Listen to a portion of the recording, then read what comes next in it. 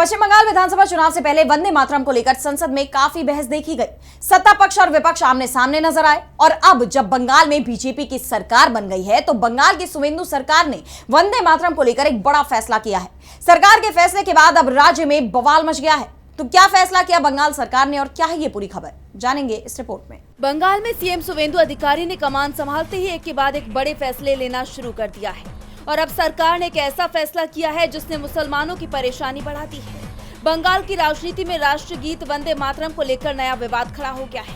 BJP सरकार के अल्पसंख्यक कार्य और मदरसा शिक्षा विभाग ने एक आदेश जारी किया है जिसके तहत बंगाल के सभी मदरसों में वंदे मातरम गाना अनिवार्य कर दिया गया है। बंगाल सरकार के इस फैसले के बाद सियासी माहौल गर्मा गया है। एक तरफ बीजेपी इसे राष्ट्रभक्ति से जुड़ा कदम बता रही है तो वहीं विपक्ष इसे धार्मिक संस्थानों में सरकारी दखल के तौर पर देख रहा है। बता दें कि सुवेंदु सरकार का ये नियम सिर्फ सरकारी मदरसों तक सीमित नहीं रहेगा, बल्कि ये नया नियम सरकारी मदरसों से लेकर सभी सरकारी सहायता प्राप्त और गैर सहायता प्राप्त मदरसों पर भी लागू होगा। अल्पसंख्यक कार्य और मदरसा शिक्षा विभाग की तरफ से जो निर्देश जारी किए गए हैं उसमें साफ कहा गया है, क्लास शुरू होने से पहले होने वाली प्रार्थना सभा में वंदे मातरम गाना जरूरी होगा। इतना ही नहीं, पुराने सभी नियमों और प्रक्रियाओं को बदलने की बात भी कही गई है। बंगाल सरकार के इस नियम के बाद राज्य में बड़े सियासी भूचाल की आहट सुनाई दे रही है।